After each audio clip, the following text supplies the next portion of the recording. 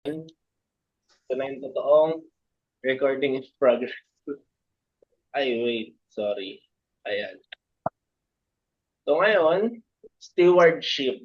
Yan ang pag-uusapan natin for today. And sabi nga dito, you are a steward, not an owner. So, in all aspect of life natin, we are just a steward. 'Di ba? Pag sinabing steward, we manage it, we don't owe it because all things belongs to God. Yan. Ba yung nakukuha mo, yung achievements mo, everything, nakukuha mo yon or belong yan kay Lord. O, di ba? And pag sinabi kasing stewardship, ayan, ano ba yung mga ilang meaning na tumatakbo sa isip natin pag sinabi nating stewardship? Connected siya at manager. Ayan, di ba? Nawalan pa ng R yung isa. Ayan. So stewardship is also manager, 'di ba? Manager ka lang.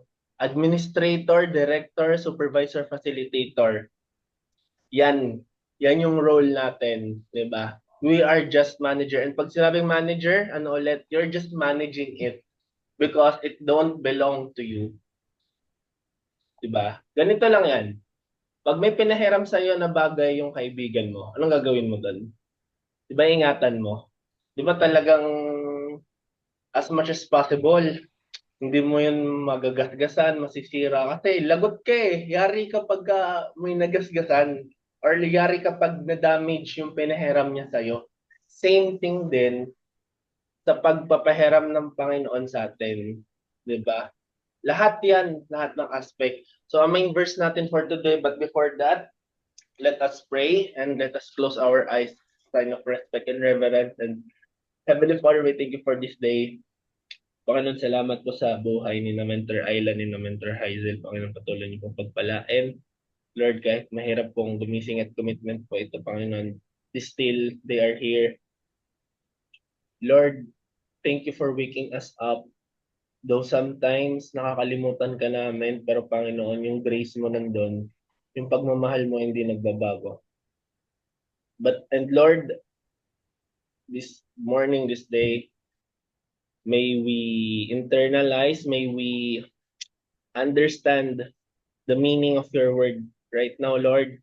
Maging spiritual food namin ito, Panginoon, at kung Panginoon, magbukas ng kaisipan sa amin, sa mga matutunan namin ngayon. Lord, I pray that also bless me, Panginoon, paano ko ito i-deliver. Panginoon, hindi ko po alam. Tanging sa'yo lang ako nakaasa, Panginoon. Kubli mo ako, Panginoon, sa likodan mo, luwalhatian, purihan mo, mahayag, Panginoon. And Lord, bless also si Mentor Ayla, si Mentor Hazel, and ako na maintindihan, maunawaan namin yung word mo ngayon. And Lord nga pala, I also pray for the lives ng ngayon lang na missiles, Panginoon, na pinano ng Iran sa basis ng Qatar. Lord, nakatakda ang iyong mga sinabi sa Bible, Panginoon, sa Revelation. Lord, hindi na kami nagugulat sa mga nangyayari, Panginoon, but Lord, sabi mo nga maghanda kami, Lord. We're just preparing, Lord. We're living in the end times, Panginoon, and Lord, ito na nga nagkakatotoo na. Lord, ingatan mo po, Panginoon, kung may mga ingatan mo yung mga tao na iwasan sa pahamak, Panginoon, at Panginoon, maligtas, makasumpong ng iyong salita. Tuloy niyo mo kaming gamitin at maging kaunawa natin yung magiging salita mo ngayon. We honor you, we glorify you, bless your name, Jesus, name we pray. Amen. So, ayan. So, ngayon, ayan, ang main text natin for today is Psalms 24, verse 1 and 2. Actually, maganda yung verse na yan, napakaganda. It talks about the the sovereignty, the rulership ng Panginoon over all things. So, sabi dito sa Psalms 24, the earth is the Lord and everything in it, the world and all who live in it.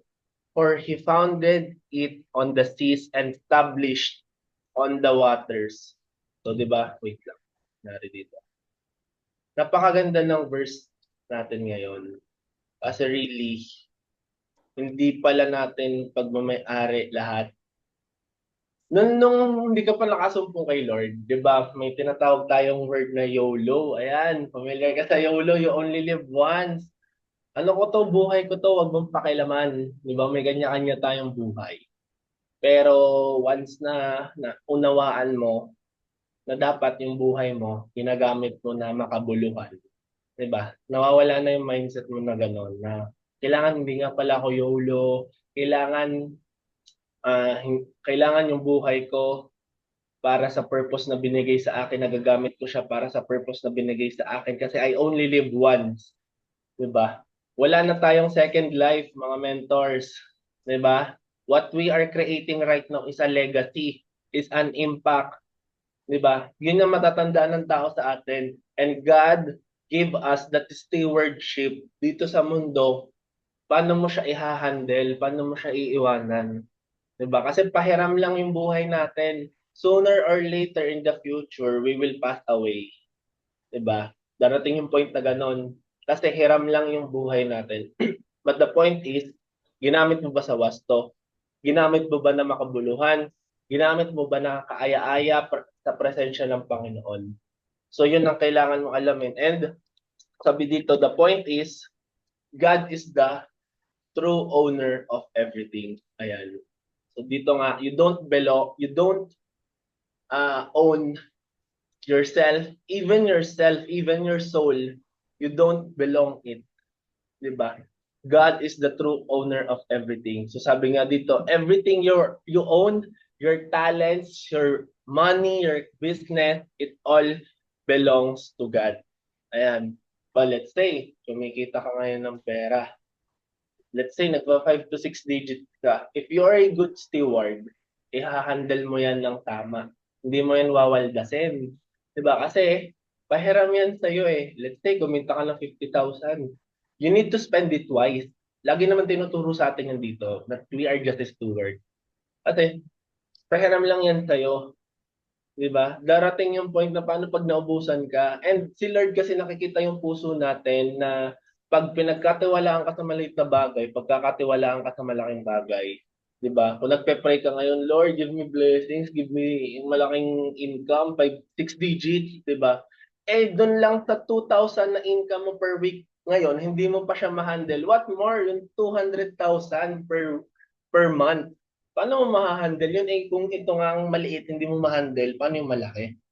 So, yun yung essence niya. You are just a manager of what He gave you. Kaya ang mindset natin dapat ngayon, this is not my business, this is God's business, and I'm just managing it for Him. Diba? And dito kasi mga mentors yan, I just want to be real talk with you. We have two masters. We serve two masters. Yes, we serve two masters dito. So, hindi to kasama sa slides, pero sabi ng Panginoon, sabihin ko to sa inyo. So, actually, may ginawa ko sa slide before, but we serve two masters. Depende na lang kung sino yung isa-serve mo. Kung kanino ka magpapagamit. Diba? Kung sino yung magiging lordship and stewardship mo. Kasi sabi sa John 8:44, kung nababasa nyo, buklatin ko dito sa Bible. John 8:44. Yan. Kasi kailangan natin maunawaan. Kung hindi kasi yung puso natin sa Panginoon, maybe sa kabila ka. 'Di ba? Maybe dun ka sa ginagawa ng tatay mo. Sino ba yung tatay mo? So sabi dito sa John 8:44, ano yan? Ayan, John 8:44. You are of your father, the devil, and your will is to do your father's desires. He was a murderer from the beginning, does not stand in the truth because there is no truth in him. When he lies, he speaks out of his own character, for he is a liar and the father of lies. Mga mentors, I just want to encourage you na in the beginning na nabuhay ka, 'di ba? Ang tatay mo ay yung diablo. Hindi totoo na tayo ay anak ng Diyos. Yes, nilikha tayo ng Diyos. Nilikha, iba yung nilikha sa anak, iba yung nilikha sa may personal relationship, 'di ba? Ang dami kasi nagsasabi, anak tayong lahat ng Diyos, which is I will rebuke it na hindi totoo 'yon. Sabi ng Bible, if hindi ka sa kanya, ikaw ay sa kabila. Your father is the devil. 'Di ba? Kasi baka ang mindset natin ngayon, ay okay ako kasi anak ako ng Diyos. Wait. you need to assess yourself if you are really a children of God. You will handle, you will be a good steward unang-una. So yun lang sabi ng may bumulong sa akin, sabihin ko to sa inyo.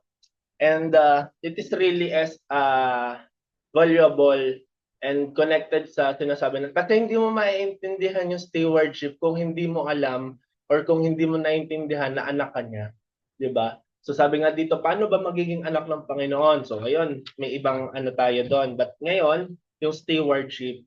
So ngayon, sabi dito sa Deuteronomy 8:18, you shall remember the Lord your God, for it is He who gives you power to get wealth, that He may confirm His covenant that He swore to your fathers as it is this day. So ang context nito mga mentors, pag di nagbabasa tayo ng Bible, huwag tayong isang verse lang, 'di ba? Pare yung Philippians 4:13, na alam natin, 'di ba? I can do all things. May context 'yon kung bakit sinabi ni Apostle Paul nung nasa jail siya nung isinulat niya yung Philippians, yung letter to the Philippians, nung chapter 4 na 'yon, may context 'yon. 'Di ba? Even yung Matthew 19:26, may context 'yon bakit sinabi ng Panginoong Jesus, with man it is impossible but with God all things are possible. May context 'yon. Kaya wag tayo basta lang bubunot ng isang word para lang to please people, hindi yun kaaya-aya kay Lord. Kasi sabihin mo nga ito, kinuha mo yung isang word, di ba? Kinuha mo yung isang text. Hindi mo na naiintindihan yung context niyan, bakit sinabi. Di ba? You're just people pleasing. Wala lang, para lang may Bible verse ka, para lang may verse ako for today, di ba? But that is not the steward na binigay sa'yo ng Panginoon. Hindi yun. So ang context nito kasi, Deuteronomy, this is the time when Moses is leading the Israelites to the promised land, and si Lord may mga binigay na promises to them, and isa dito, for it is so this verse is usually especially for the Israelites. Ayon. So you shall remember the Lord your God, for it is who gives you power to get wealth. So mentors, pag sinabing wealth, baka akalain din kasi natin pera. There are four types of wealth lang ha. Hindi ko lang siya dinidiscuss. Pero there are four types of wealth. Una, health wealth. So, health wealth, syempre, ang katawan natin is the temple of the Holy Spirit. We need to be a good steward ng ating katawan. 'Di ba? Pag sinabing healthy living dapat. 'Di ba? Yung tipong busog ka na, tapos kakain ka pa, gluttony na yun. 'Di ba? Huwag ganon. Tapos pangalawa, yung time wealth, 'di ba? Saan mo ba inaano yung time mo or saan mo siya nilalaan? Tapos financial wealth and social wealth. So there are four types of wealth mga mentors. Pag sinabing wealth, hindi lang yan finances, hindi lang yan pera. May social wealth. Pag sinabing social wealth, yun nga yung connection mo, yung relationship mo with different types of person, network mo. Pag time wealth, yun yung time freedom mo. Kung maganda mo yung time freedom mo, nakakapag-travel ka ba? And the Lord promised that He gives you the power to get wealth. Diba? Kaya nga, sabi dito, this is God's business, not mine. Mga mentors, ayan, yung business na ginagawa natin kay I Am Worldwide, we are just a steward of it because this is not our business. It is God's business. And palagi naman yung sinasabi ng mga BODs natin that they are just steward. And isa din sa nakapagpapuko sa akin, bakit ako nag-join kay I Am, is yung shaping spirituality, nakalagay doon sa core values natin, it is just a steward. Grabe, di ba? Kaya actually nung na-sharean ako ng I Am Worldwide, yung sa flip chart yun, actually, na-sharean ako hindi sa laptop ha, baka kasi akalain nyo sa laptop ako na-sharean, social, hindi. Flip chart lang yung dala ng angel mentor ko, tapos binasa ko lang yung core values, shaping spirituality. And na-remind din ako na steward ka lang. Mentor Ayla, Mentor Hazel, steward ka lang. You don't own everything. Diba? So second point is this. Stewardship requires faithfulness, not fame. Sabi ng Panginoon, hindi siya impressed sa flashy results mo. Kung ano yung resulta mo ngayon, bunga lang din yan ng pag stewardship niya sa'yo, pahiram niya yan sa'yo, and he is not impressed by flashy result, yung tipong maipakita mo lang or yung pagkata yung puso mo iba, maipagmayabang mo lang, 'di ba? Wala 'yon. Pero he is pleased with faithfulness. Mga mentors, stewardship also requires faithfulness. Ibig sabihin, pag sinabing faithful, kay Lord lang 'yan.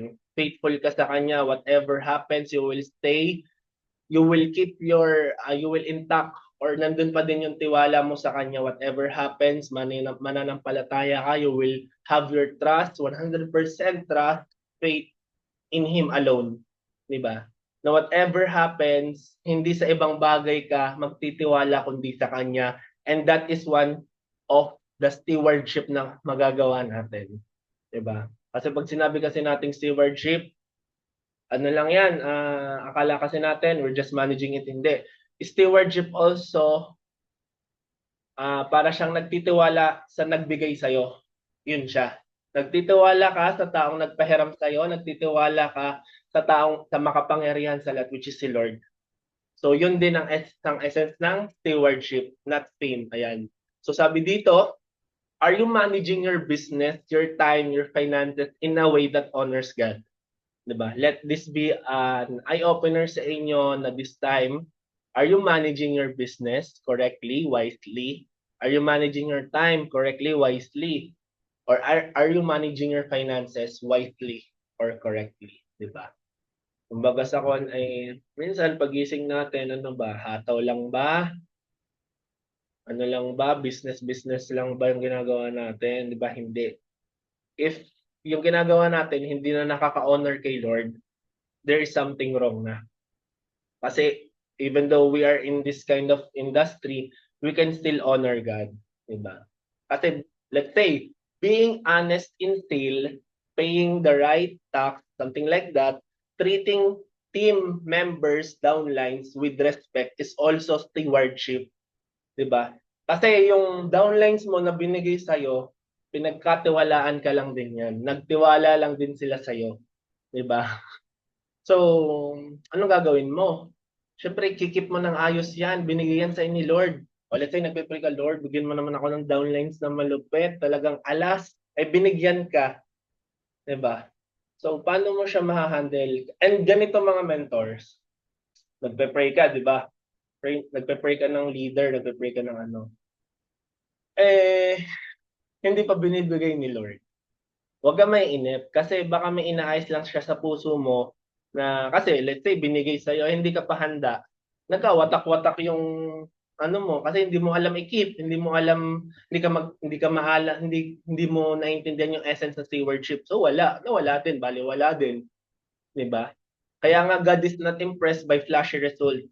He is impressed by our faithfulness, 'di ba? So ayun, even honesty sa sale, ayan, dapat nandun din na ayun, alam na naman yon na sinabi ko din last week na yung mga gumagawa ng kalokohan dito, dapat hindi ka nasusunod doon, dapat iba ka sa kanila. Diba? So next, sabi nga dito sa 1 Corinthians 4:2, it is required that those who have been given a trust must prove faithful. So ayun, so pinagkatiwalaan ka ng Panginoon ng trust talaga, tiwala mo sa Kanya. So faithful ka dapat. Ayan, whatever happen, ayan, let's say, pinagkatiwalaan ka ng bagay, may test na dumadating sa'yo, binigay na sa'yo. Paano mo mahahandle siya? So, faithfulness kay Lord yun. So third, God will hold you accountable. Ayan, actually nasabi ko yan sa TIA ko kagabi, na whatever you are doing right now, you will hold accountable. Diba? Sa Tagalog, ano ka sa Tagalog yan? Nasa dulo na ng dila ko kanina eh. Nalimutan ko. But yun, God will, nalimutan ko nasa dulo na ng dila ko. Basta God will hold you accountable. Ibig sabihin, maniningil ka sa panahon ng hukom, 'di ba? Sisingilin ka ng Panginoon kung ang ginawa mo ba tama, wasto, kaaya-aya or hindi, 'di ba? Kumbaga, God will judge you based on your actions or what you did here on earth. Diba? Kaya nga you will hold accountable. Hindi ibang tao, ikaw yan. God will hold you, ikaw, accountable. So sabi nga, may story lang akong gustong i-share kasi may gusto lang din akong story na i-share sa Parable of Talents, if familiar kayo, sa Matthew 25:14 to 30. Ayan, so hindi ko na-explain yan lahat. Kasi mahaba yun, but sabi dito, yan, familiar na kayo sa Parable of the Talents, maganda din to. So, ito ay sa Matthew 25:14 to 30. So ang story nito, each steward, so steward, mga tao, had to give an account of what they did with what was entrusted to them. Ayan, kumari, commenter Ayla, kailangan mo magbigay ng account. O let's say, pinagkatiwalaan ka sa pera. Commenter Hazel, pinagkatiwalaan ka sa time. Yan. Had to give an account of what they did with what was entrusted to them. So yan, Mentor Ayla, paano mo ginamit yung pera na binigay sa'yo? Ikaw, Mentor Hazel, paano mo ginamit yung time na binigay sa'yo? So ayun, this is a story about a man who entrusted his servants with different amounts of money or talents before embarking on a journey. Ayan, pinagkatiwalaan niya. Tapos it emphasizes the importance of responsible stewardship of God's gift and the consequences of using them wisely or neglecting them due to fear or laziness. So ayan, 'di ba? So we will hold accountable kung paano mo ba ginagamit yung pinagkatiwalaan sa'yo ng Panginoon. Kung tamad ka, maniningil ka. Diba? Kung masipag ka, you will also hold accountable. Diba? So napakagandang story nito basahin but we don't have time. But yun yung essence nito, the parable of the talents. So kaya nga sabi dito, God will hold you accountable. Are you multiplying what God gave you or just wasting it? Diba? Don't bury your talent. Develop it, use it, and grow it for His glory. Lahat tayo, Mentor Shin, Mentor Hazel, Mentor Ayla, God gave you skills, abilities na hindi kayang ibigay sa iba. Kaya nga sabi ko sa inyo, we are unique. We are created by our God in its own image na unique, iba-iba. Kaya even pansin nyo yung fingerprint natin, ang daming dumaan ng mga tao sa history, but still, hindi magkakaparehas ang fingerprint. Just imagine, just think of it. Diba? Pwede mo, just a simple of this, magkakaiba. So, ibig sabihin, God give us different talents. So, what will I do with that talent? Use it. Gamitin mo yan. Huwag mo itago yan. Magaling ka magsalita, magaling ka sa ibang bagay, magaling kang mag-motivate, magaling ka mag-inspire, magaling ka sa mga talent, kumanta, 'di ba? Develop it, use it for His glory. Not your glory because you're just a steward of it, for His glory. So next is, sabi nga dito, stewardship unlocks promotion. Ayan. We all aspiring to be a software elite executive one day. Pero kung kita ng Panginoon na itong taong ito, hindi pa niya time. Kasi hindi pa niya alam kung paano niya i-handle pag binigay ko yung title, rank na yun sa kanya. Hindi niya talaga ibibigay. Kaya ako mentors, nung hindi ko din na-hit yung software nung May, actually konting-konting na lang talaga. Hindi na, siguro may tinuturo pa si Lord na maybe it's not yet my time kasi baka pag binigay niya sa akin yon, 'di ba? Yung puso ko maiba. So I'm just enjoying the process, the journey, and dapat kayo din, 'di ba? Kasi sabi dito, stewardship unlocks promotion. When you handle small things well, God can trust you with greater things and great things. 'Di ba? So kailangan talaga yung foundation mo tama na yes, this is God's business, not mine. Pahiram lang tayo yan. Promotion doesn't always come from marketing. It comes from God's favor through faithful stewardship. So ayun, nagko-connect na dots na ba yung mga sinasabi ko sa inyo? 'Di ba? So we need to be a faithful servant. We need to be a faithful steward of what God has entrusted to us. So sabi dito, stewardship unlock promotion. Ayan, kaya ngayon pa lang, kung gusto mo na maging Sapphire, kung ikaw Sapphire, gusto mo maging Ruby, or let's say, gusto mo i-unlock yung first car mo, diba? Dapat ngayon pa lang, you handle small things well, diba? Kasi paano ka pagkakatiwalaan sa malaking bagay if hindi ka pagkakatiwalaan sa malaking bagay, diba? Kaya, yan, kailangan ngayon pa lang, reflect mo na yung sarili mo, ngayong araw pa lang na, oo nga, maybe hindi ko siya nakahandle ng tama. Di ba, Mentor Shane? Yan, maybe yung kinita ko ngayon, hindi ko nakahandle ng tama. Dapat ngayon pa lang alam mo. Kasi sabi nga sa Luke 16:10, whoever can be trusted with very little can also be trusted with much. So, ayun. And last, let God lead the business plan. Di ba? Tama. Don't just ask God to bless your plans. Ask Him to rewrite your plan. Diba? Actually, nung nag-join ako kay I Am Worldwide, hindi ko siya pinalano. Wala, hindi ko siya pinalano. Kasi may plano akong akin. Sabi ko ito yung plano ko. Pero hindi ko pinag-pray. Actually, hindi ko naman pinag-pray yung... Pinag-pray ko ba yung plano ko? Actually, parang my plan. Pinag-pray ko naman siya, pero sabi ko, this is my plan. My plan. Akin to. Ito ang gusto kong mangyari sa akin. Pero iba pala yung calling, yung leading ng Panginoon sa buhay natin because He writes, meron siyang plano sa aking malaki. Diba? So, I'm just enjoying the process. I'm just enjoying the stewardship that God has entrusted to us. And kasi sabi dito, stewardship means letting God's principles direct your strategy. If you have your strategy right now, na hindi talaga nag-manifest, hindi talaga winning, maybe God's plan is better or God's strategy is better. So paano ko makukuha yung strategy ni Lord? Hindi naman siya nagsasalita, hindi naman siya umiimik. Paano ko makukuha? No, it's not. First and foremost, paano mo gagawin or paano mo makukuha? Pray. Pray. If mag-pray ka na, secondly, read the Bible. I encourage all of you to get the Bible, not the cell phone one, not the digital one, this kind of Bible. Diba? Ayan, kita ba? Ayan. This kind of Bible right here. The book mismo. Diba?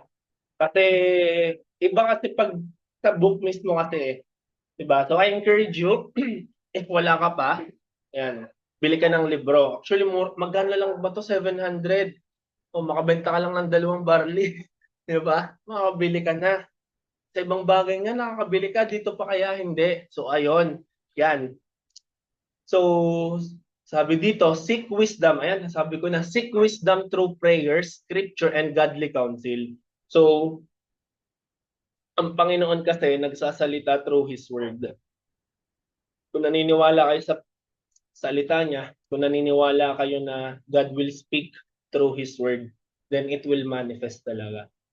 Kasi yung prayer kasi, kaya dalawa yan. Bakit may prayer, bakit may Bible reading? Una-una, prayer, personal relationship mo sa Kanya. You are speaking, you are communicating through Him. Then paano kung maririnig yung tinig ng Panginoon? You need to read His Word. You need to read the Bible. Not just once a week, hindi lang may opportunity na ganito, hindi, dapat every single day, day and night. Bago ka matulog, pagkagising mo, read the Bible. Kasi yung mundo natin ginagalawan ngayon, punong-puno ng distraction and chaos and everything na magulo. And if mabilis emotional ka, mabilis kang madala ng mga nangyayari, pabago-bago yung plan mo. Pabago-bago yung strategy mo. Pero kung dito mo iniasa, if God, 'di ba? If ginawa mong driver si Lord ng buhay mo, steward ka, pinagkatiwalaan mo si Lord, na si Lord kay Lord to, hindi sa akin, 'di ba? Then surely yung plano niya sa iyo much better. Mga mentors. So kaya nga sabi dito sa 1 Corinthians 6:19, or do you not know that your body is a temple of the Holy Spirit within you, whom you have from God, you are not your own. So ang context nito is sa mga believers, sa mga sons of God, children of God. And ikaw ngayon, especially sa mga makakapanood nito, if hindi ka pa anak ng Panginoon, kaya sa atin mo yung sarili mo. Diba? Kasi yung stewardship, maintindihan mo yan if ikaw, sarili mo, nakikita mong anak ka ng Panginoon. Alam mong tumanggap ka. Alam mong may salvation ka. Alam mong save ka. You are assured of it. So ito, paano ako magkaka-Holy Spirit? Paano ako magiging temple of the Holy Spirit? First and foremost, you need to accept Lord Jesus Christ as your Lord and Savior. Kasi hindi bababa ang Holy Spirit sa'yo kung hindi ka anak niya. Diba? Mga mentor, sinuulit ko, yung mga taong wala sa Diyos, hindi niya anak yon. Anak yon ng kabila. Diba? Kasi baka naano tayo ng mindset natin na lahat naman ng tao anak ni Lord. Bakit ganito yung nangyayari sa kanya? Diba? Iba yung tatay niya. Huwag mong intindihin yon. Diba? Bakit si ganito gumagawa ng kalokohan pero bakit mas nagiging successful siya? May tanong ba kayo ganun minsan? Bakit ito si ganito gumagawa ng ganito? Bakit siya yung pinagpapala? Lord, bakit ganito? Well, I encourage you na wag mong tignan yung buhay noon. Tignan mo yung buhay mo kasi layo yun sa Panginoon. Inuulit ko sa inyo, layo yun sa Panginoon. Maniningil yon sa sa panahon na sisingilin tayo. And mas malaki yung parusa sa kanya kasi ganun yung ginagawa niya. 'Di ba? And dalawa kasi yung masters natin, 'di ba? Na ulit ko na kung sino yung isa. So ngayon pa lang, paano ako magiging anak, tunay na anak ng Panginoon? First and foremost, you need to accept that you are a sinner. Believe that Jesus Christ ay tinubos ka niya na parito sa lupa upang mapako sa krus para tayo, hanapin ang mga nawawala at confess that Jesus Christ is your Lord and Savior.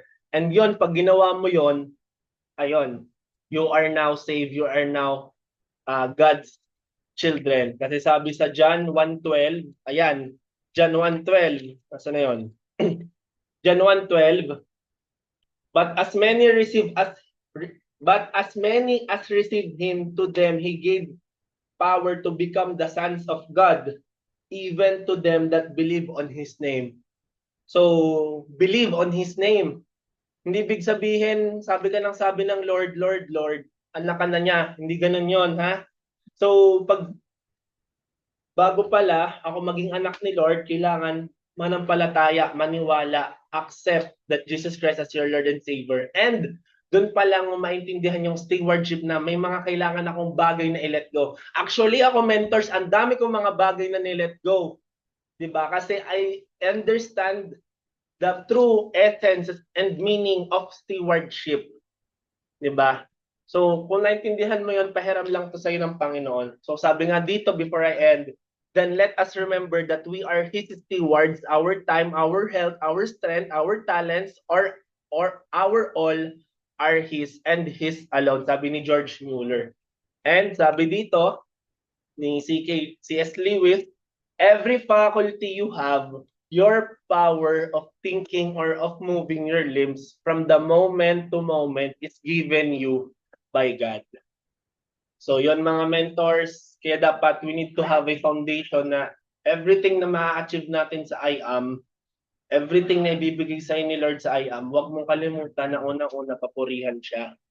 'Di ba? Kasi nakakalungkot lang ng daming tao ngayon, nung una lang magaling kay Lord, 'di ba? Nagpe-pray, Lord, bless me, bless me, bless me. Eh nung binigay na ni Lord, wala na, nawala na nakalimutan na si Lord. Nabalot na ng 'di ba? So I know naman God will prosper us, God will give us wealth in what we are doing kasi yun yung design ng Panginoon sa atin. Pero una-una nga, paano mangyari yon? We need to be a good servant, we need to be a good steward. So ayan, so sabi dito, reflection question. Yan.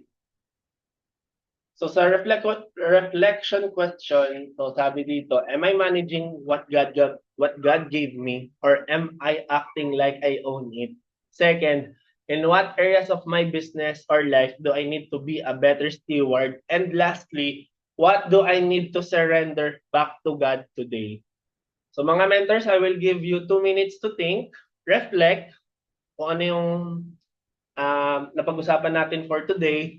And I will give you a chance to speak 3 to 4 minutes. And ayan, so pili kayo dyan kung anong gusto nyong sagutin. So hindi ko naman kayo encourage na sagutin nyo yung lahat. Kayo, kung kaya nyo summarize, pero pwede kayong pumili dyan kung ano yung gusto nyong, ah, kung anong gusto nyong sagutin dyan. So yon mentors, I will give you 2 minutes to think. Then ayan, we will answer later.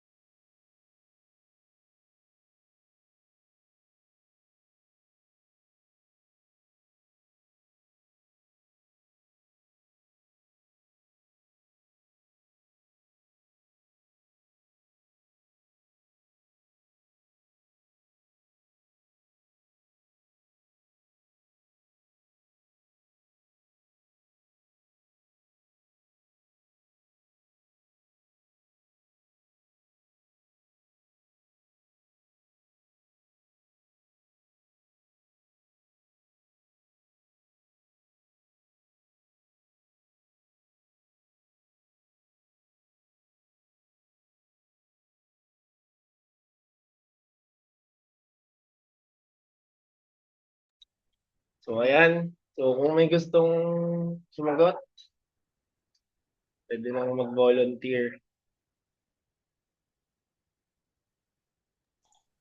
Ako po, mentor. Mentor Ayla. Ang sasagutin ko po is yung second question, in what areas of my business or life do I need to surrender to be a better steward? Right now po talaga yung how I manage my money and yung time. Yung sa money po kasi, dahil nga hindi naman ako nakaranas how I handle yung pera, laging umaasa sa parents ko pa lang before. Kumbaga wala akong experience nun. And then nung dumating ako dito sa business, I don't know what to do kung yung I don't know what to do doon sa blessings na binibigay ni Lord sa akin. When it comes to money, napupunta sa sa kung saan-saan, ganyan yung una. Kaya nahihirapan ako talaga din. Tsaka bumagal ako.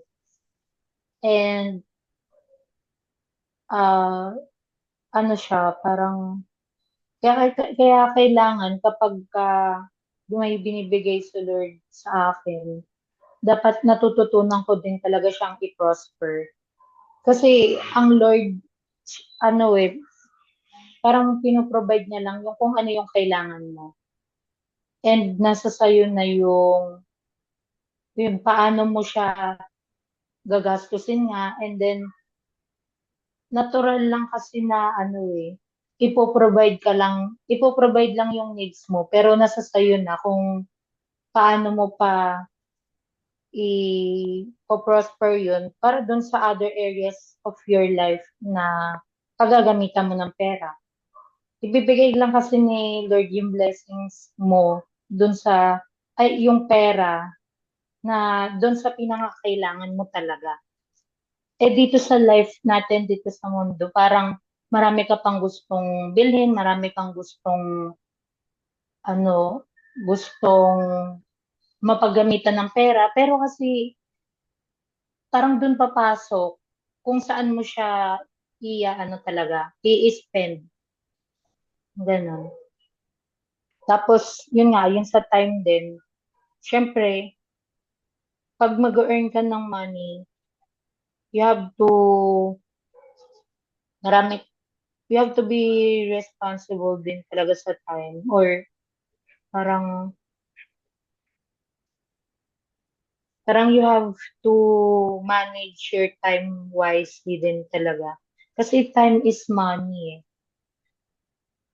Ayun. Ganun po.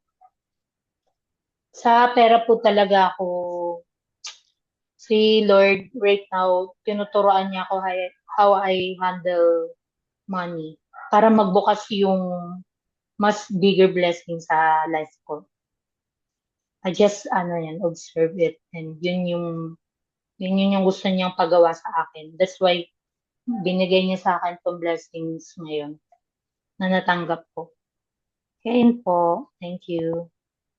Yan, thank you so much, Mentor Ayla. Yan, si Mentor Hazel, baka, Ayan, hello mentor sa Amazing yes. One. Wait lang, baka mag-ingay yung aso ko. Pakawalan ka lang sandali, wait. Dito din may natahol. Ang ingin. Basta. Tahol. Sa amin din yun.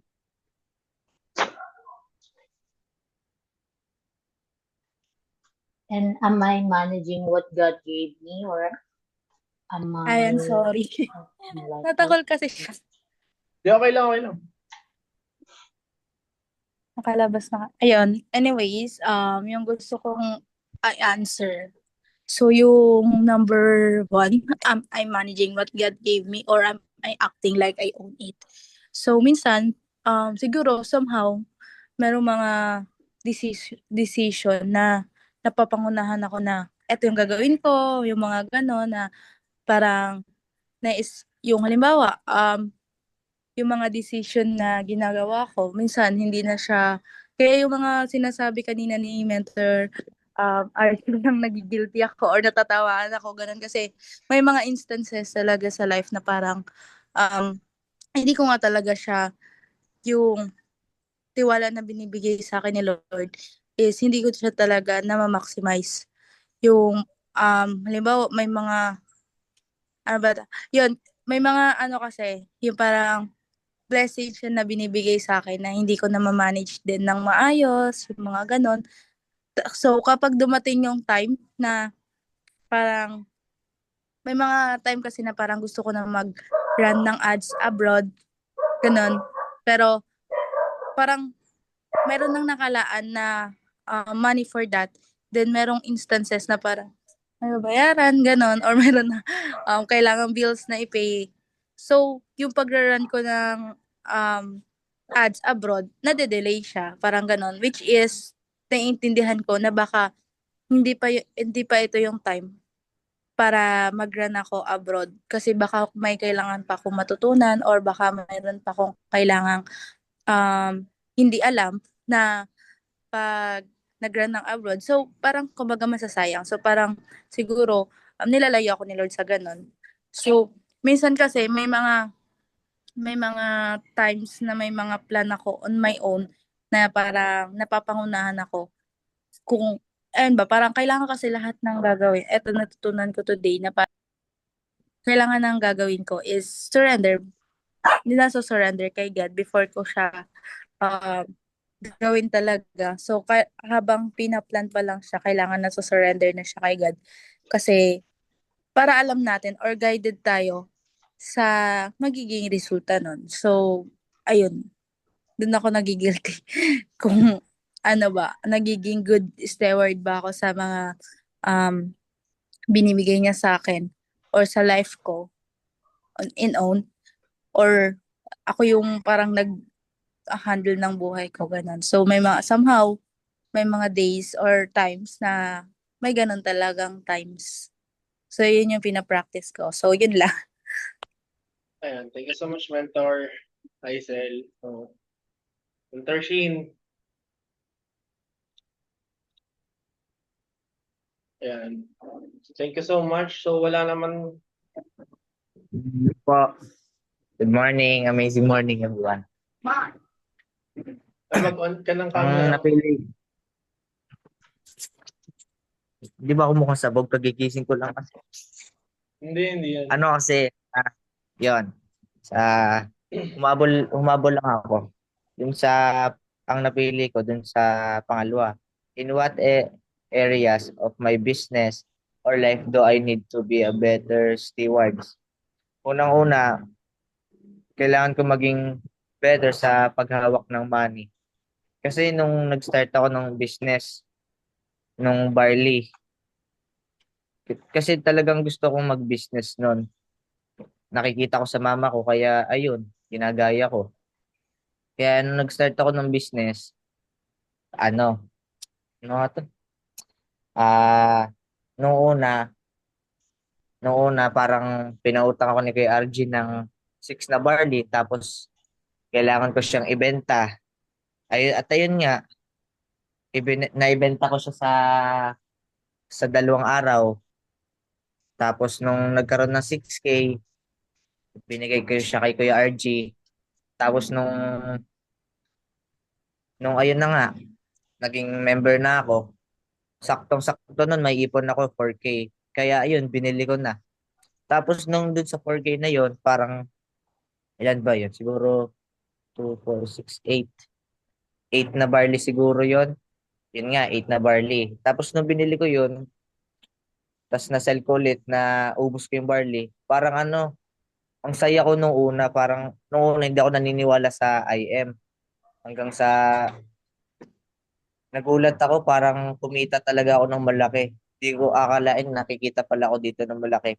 Tapos dumating yung araw na na-tempted talaga ako sa mga pagkain.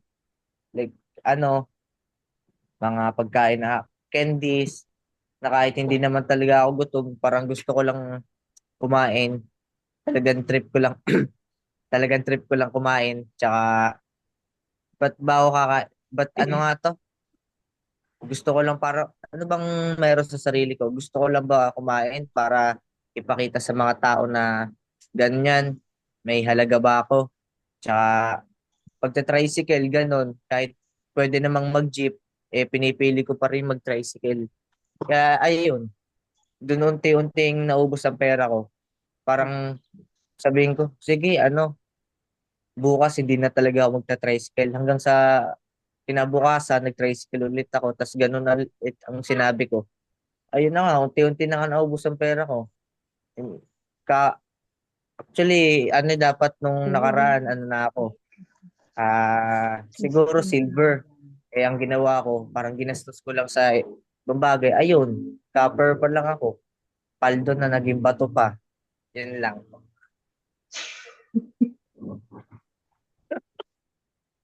Ayan, thank you, Mentor Shin. Si Mentor Shin kasi 16 years old lang yan. Kaya ano ba? Ayan. Pero grabe yung ano Saka niyan, po grabe. madaling ma-distract. Mm, grabe Madaling yung ma-distract po sa mga bagay.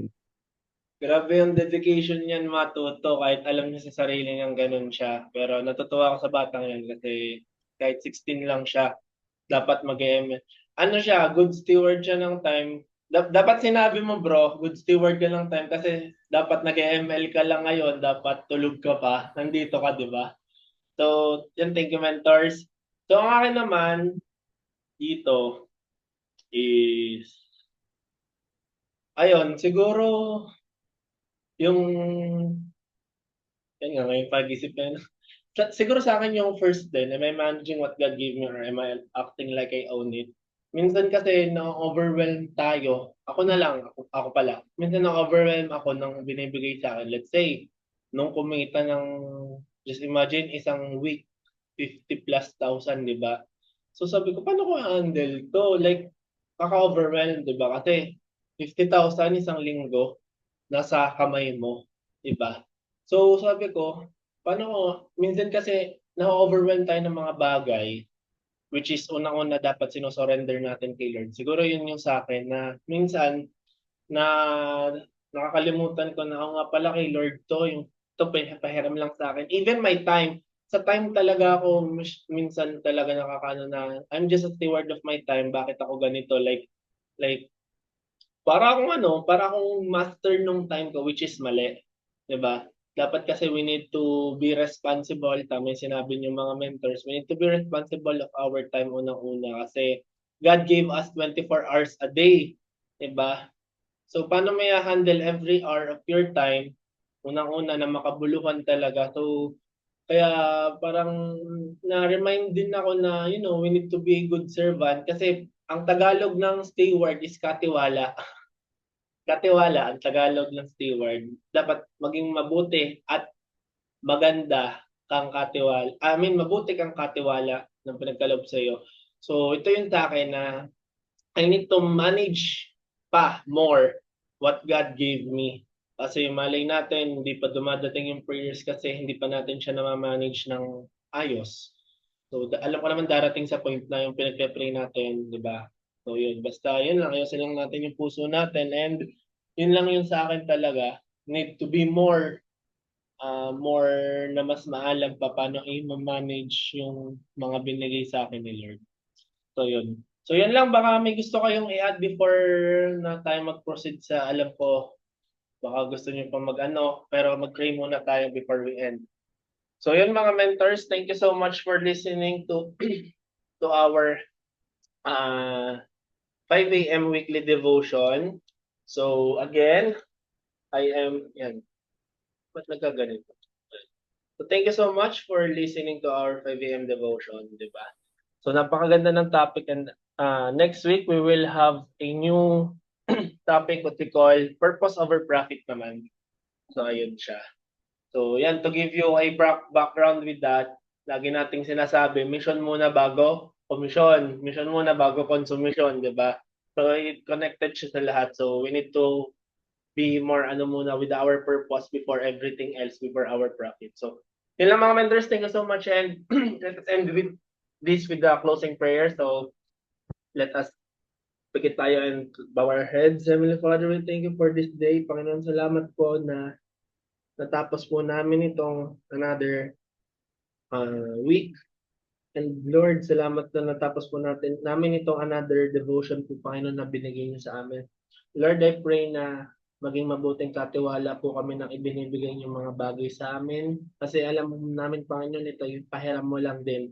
Even our soul, even kami mismo, Panginoon, pahiram niyo lang po ito sa amin, Panginoon. That's why we need to be a better steward of what you trusted to us. Lord, I pray na ma-apply po namin ito sa buhay namin na hindi lang namin napakinggan, but Lord, execute din namin ito sa araw-araw naming buhay.